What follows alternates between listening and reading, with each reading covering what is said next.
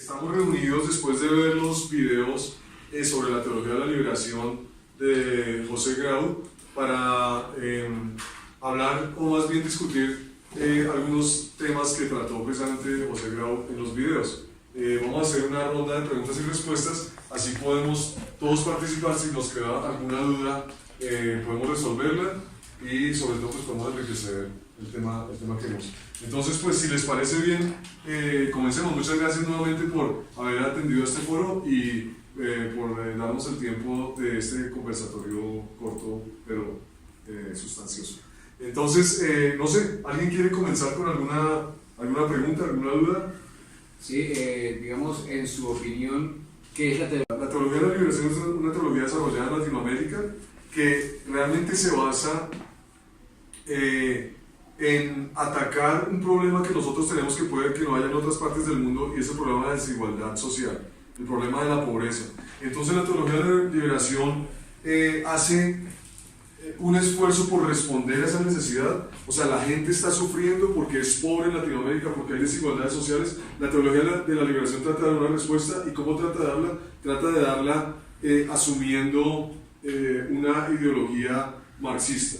Entonces dice, eso digamos tiene unas implicaciones, porque la teología de la liberación dice, el pecado es que hay diferencias sociales. El pecado es que hay gente que tiene y no comparte, entonces ellos son los pecadores. ¿Quiénes son los que sufren? Los que son pobres. Entonces, eso parece ser bueno, pero eso tiene unas implicaciones teológicas muy serias porque cambia el significado del pecado y muchas otras cosas. Pero la teología de la liberación es una teología, para resumir, desarrollada en Latinoamérica, que trata de, digamos, aproximarse al problema más grave que ve en Latinoamérica, que es la desigualdad social, desde un punto de vista bíblico, pero realmente asume todas las verdades, por decir así, o los conceptos del marxismo, y termina realmente haciendo una teología muy diferente a la que tradicionalmente se ha hecho en el cristianismo. No sé, ¿pueden continuar? ¿Alguien más una pregunta? Dime, Jonathan. ¿Es coherente para el cristianismo asumir otra ideología para responder a estos dilemas humanos? Eso es una buena pregunta, y es una buena pregunta o una buena cosa para arrancar el foro, o esta serie de preguntas, porque no es coherente.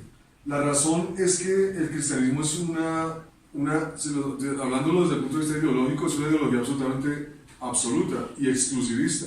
Entonces no es coherente que el cristianismo tome ninguna otra ideología y asuma porque tendría que hacer eso, asumir los absolutos de otras ideologías, y eso es incompatible. El cristianismo, por ejemplo, para un ejemplo, dice Jesucristo es el camino. Eso es absolutamente exclusivista.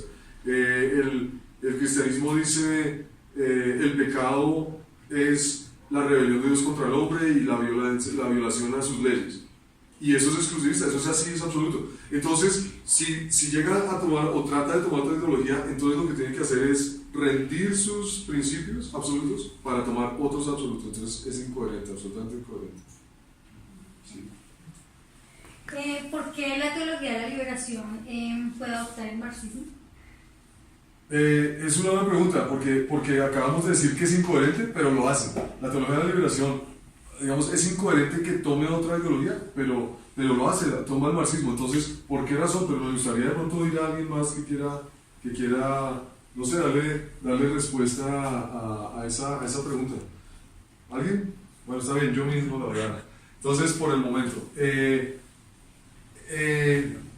lo hace porque adopta precisamente sin críticas y sin análisis, y ese también es uno de los peores errores de la teología de la liberación. Coge el marxismo y no le hace ninguna crítica, sino simplemente lo asume. Lo adopta totalmente, y ahí hace eso. Para poder adoptar lo que tiene que hacer, entonces coge a Jesús, acomodar sumas ciegas, acomodar su creencia. Exacto, a ciegas, y eso no se debería hacer. La razón por la que puede adoptar el marxismo, diciendo que sería una cosa incoherente, es porque rinde sus principios a los del marxismo, y eso pues crea unos conflictos teológicamente hablando muy serios. Ahora, vale la pena aclarar que la teología de la liberación tiene algunos asuntos que son positivos.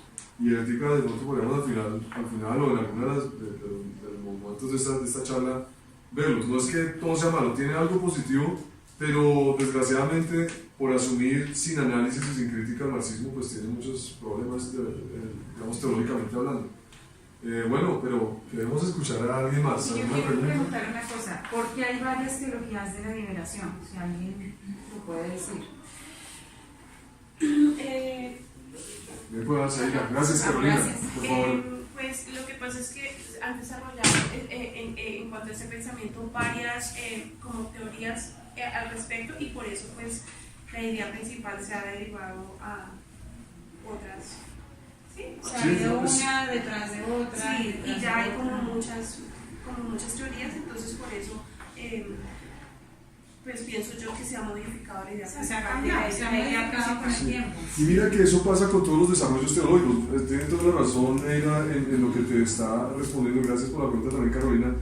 Pero eso pasa con todos los desarrollos teológicos. Entre más se aporta, porque supongamos hay un desarrollo teológico que nace, por decir, en Estados Unidos, pero inmediatamente afecta a otros lugares porque eso se esparce, digamos, por el mundo entero, pero empieza a haber entonces un aporte de nuevos pensadores o nuevos teólogos que están en otros lugares, y eso va haciendo que esos aportes cambien y haya diferentes enfoques o aproximaciones a una rama que nació en un solo lugar. Y eso es lo que pasa con la teoría de la liberación. Tenemos teólogos brasileños, pero tenemos teólogos colombianos y representantes aquí, que de pronto nombres que no son conocidos, por ejemplo Camilo Torres, ¿cierto? El cura Camilo Torres, el sacerdote Camilo Torres, que terminó pues en la guerrilla y demás, y hay muchos otros, pero hay muchos otros pensadores que no necesariamente han ido a ejercer físicamente, digamos, la violencia o cosas por el estilo, pero hay diferentes tipos de aproximación. Otros que dicen, no, nosotros no compartimos esa parte de tomar, digamos, el poder por las armas ni nada,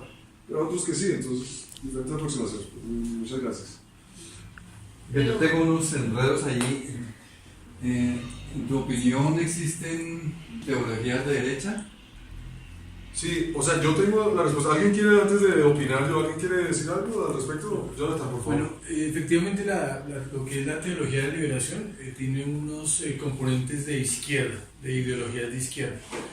Pero como bien lo decías ahorita al principio, el asumir esas posiciones, digamos, hace que tenga que yo rendir las bases, ¿no?, que tiene cada una de las teologías. Así que existen teologías de derecha, seguramente que tienen influencia de ideologías de derecha, pero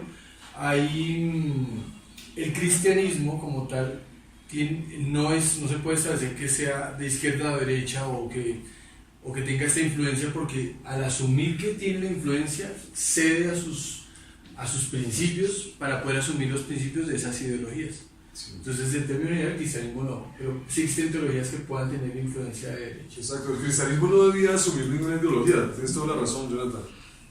Como bien decías, y pues la inquietud es muy válida, Jairo, el cristianismo como tal no debe inclinarse a ninguna ideología. El cristianismo en sí mismo es una ideología, por decirlo así, ¿cierto?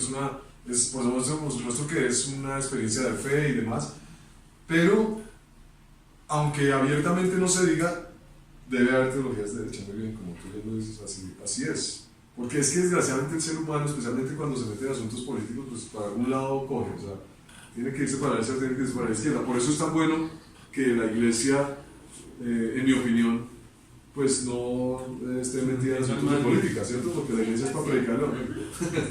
Sí. Yo podría decir, digamos, que la teología bíblica o la que nosotros practicamos es imparcial, no sea para ningún lado. Está desenfocada hacia el ser humano, ¿sí?, y darle respuesta. Ya lo demás le agreguemos ya puede dañar o desvirtuar la verdadera teología, ¿sí?, de la liberación, y darle un carácter ya a mi acomodo, o para mí, o para la izquierda, para la derecha, o ¿sí?, o marxista. Sí. Mira que acabas de decir algo muy importante, porque tú dijiste acerca de la teología de la liberación o de la teología en general, que cuando le añadimos cosas la tergiversamos. Y sí podría haber una teología de la liberación que es bíblica, si le ponemos un nombre, ¿cierto? Sí. ¿Cuál es la teología de la liberación bíblica? La teología que habla de la necesidad del hombre de ser libre del pecado. O sea, lo que es bíblico, ¿cierto? La necesidad de ser libre de la ruina, por ejemplo. Nosotros sabemos que Cristo nos hizo libres del pecado, pero también nos compró y podemos ser sanos porque Él, por sus llagas hemos sido sanados y nos ha hecho libres de la ruina y demás. En ese sentido, la teología es liberadora, el cristianismo es liberador. Pero el problema es cuando quiere atacar algo que también, digamos, bíblicamente Dios está interesado en eso. El Señor dice que tengamos cuidado de los pobres, ¿cierto? Eso es bíblico. Y tengamos cuidado del necesitado. Eso es algo que la iglesia no puede ignorar, o nosotros los creyentes, o la teología. Pero el asunto está, o el problema está cuando decimos, no, a toda costa vamos a enfocarnos en solucionar este problema, no importa qué, no podemos hacer las cosas a toda costa. Hay algo cosas que no se pueden comprometer, y es, como tú decías, la doctrina que es bíblica, que es básica. ¿Sí? Eso es importante. Digamos, si yo adopto la teoría de la liberación y que le meto el marxismo, que la izquierda, ahí ya se torna en que la izquierda va supuestamente a los pobres y va a atacar a las... Exacto. Y Dios no va a permitir que eso pase. Él tiene la gente que prospera, y los que prosperan tengan cuidado de los pobres. Correcto. ¿Me entiendes? Hay una paz y una armonía en eso, y si no para la izquierda no va a haber ese tipo de armonía. Exacto. Algo así. Entonces va como un... Sí, de acuerdo. Muy bien. ¿Alguien tiene otra pregunta? ¿Alguien más quiere participar? Eso responde a la necesidad que tiene la Iglesia Católica de solucionar las necesidades y de las buenas obras. Por eso yo creo que con la lucha de clases encontraron un buen respaldo filosófico a toda su teoría de la liberación. Sí. Pero entonces el pretender defender los derechos de las clases sociales menos favorecidas, eso también me hace pensar que la teología de la liberación, aparte de esa lucha que hace interna de clases y de defensa, ¿qué otras características tiene la teología? Ahí yo me pregunto, ¿qué otras cosas más hace? Bueno, yo estaba que hablaba ya acerca de eso que tú empezaste a decir, y es que el asunto es un poquito contradictorio precisamente en torno a la doctrina pues, de la Iglesia Católica Romana, porque ponemos de ejemplo acá en nuestra región a Camilo Torres como un representante del asunto, pero eso mismo causó esa como posición de izquierda, que hubiera al mismo tiempo en otros sectores los gamonales de quienes se valían en la historia. Uno sabe que se valían de la iglesia para ir como ganando terrenos, ganar el favor del pueblo, tener obreros a mejores como salarios en virtud del mismo gamonal. Y eso es una historia de años y de ver cómo ellos eran los dueños de las tierras, amparado por la misma iglesia. Entonces hay como una dualidad ahí. Sí, eso es muy curioso. Y pues si uno mira lo que dice la definición de la teoría, es que está precisamente que pues surge de un componente católico romano, dos, que está mezclado con el marxismo, que por eso es que se orienta especialmente a ver al individuo y a ver su situación social. Entonces aunque diga eso, que tenga esos tres componentes, es contradictorio que al mismo tiempo pasar esa otra situación. Sí, súper. Sí, no, pues realmente ahí para añadir nada, o quieres, no sé, ¿cómo te parece? ¿Qué opinas? ¿Te parece? ¿Te satisfecha la respuesta? A mí yo pienso entonces, ¿dónde dejan a Cristo? ¿Cristo qué papel juega entonces en la teología de la liberación? Esa es una excelente pregunta. ¿Alguien quiere responder? Yo me emociono, pero hablen ustedes. Cristo más que pues, el Salvador, por un ejemplo. Entonces, el ejemplo del sacrificio, el ejemplo de que murió por los pobres, el amor pero entre ahí la se gente. queda. Sí, un maestro que nos enseña. Gracias, Nancy. Sí, esa es la respuesta, porque es que se queda como un ejemplo, pero nosotros sabemos a la luz de la Escritura que Jesucristo no vino a simplemente darnos ejemplo. Jesucristo vino a morir por nosotros, a ofrecer el sacrificio sustitutivo por nuestros pecados. O sea, quitarle la divinidad a Cristo y la esencia de la misión que vino a realizar es desvirtuar el Evangelio completo. Entonces inmediatamente se vuelve Cristo un ejemplo, se vuelve eso, un maestro bueno que nos enseña a amarnos, a portarnos bien, y eso es buenísimo. ¿A quién no le gusta eso? Pero el problema es que eso no es cristianismo, eso no es bíblico, eso no es la teología de la Biblia. Perdón, ya te doy la palabra.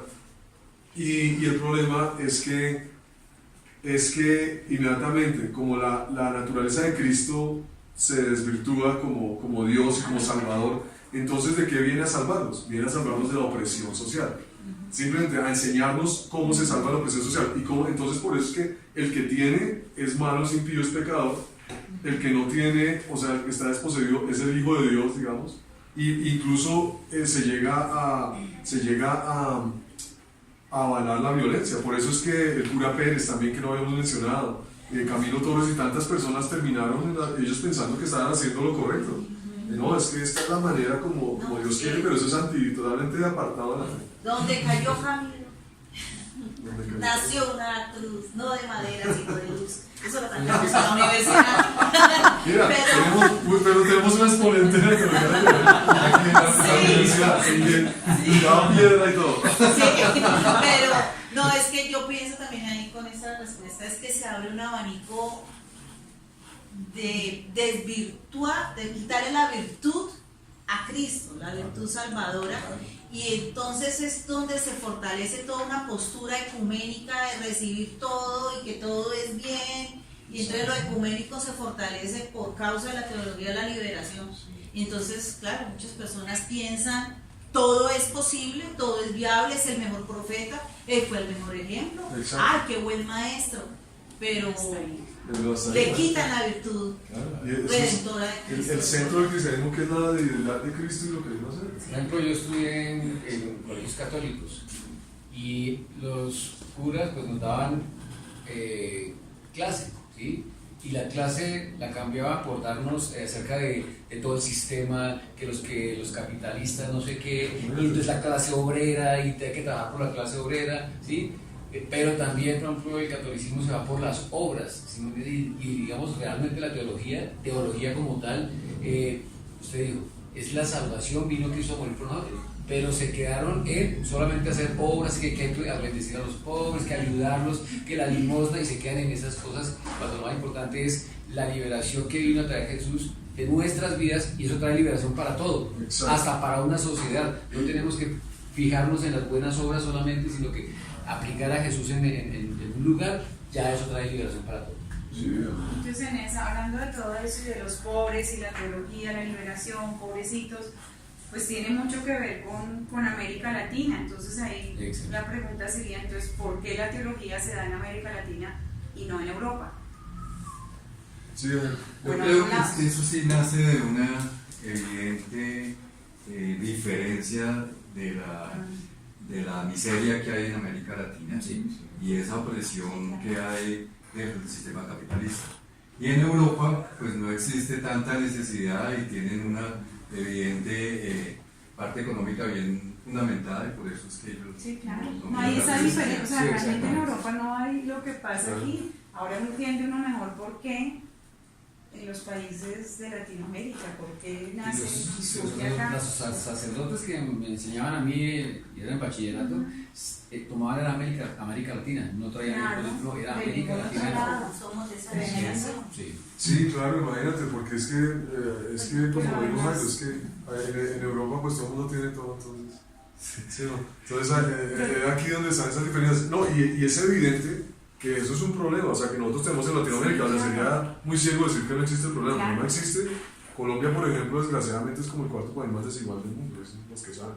Y pues eso, ahora, el problema es que la solución no es coger la Biblia y desvirtuarla, habrá otras maneras de solucionarlo. Precisamente lo que tú decías es muy importante, cuando Cristo cambia los corazones de los gobernantes, cuando Cristo cambia los corazones de los pobres, cuando Cristo cambia los corazones de los empresarios, cuando Cristo es el Señor de una sociedad, cuando hay un avivamiento, entonces hay una diferencia tremenda porque todo afecta a la sociedad.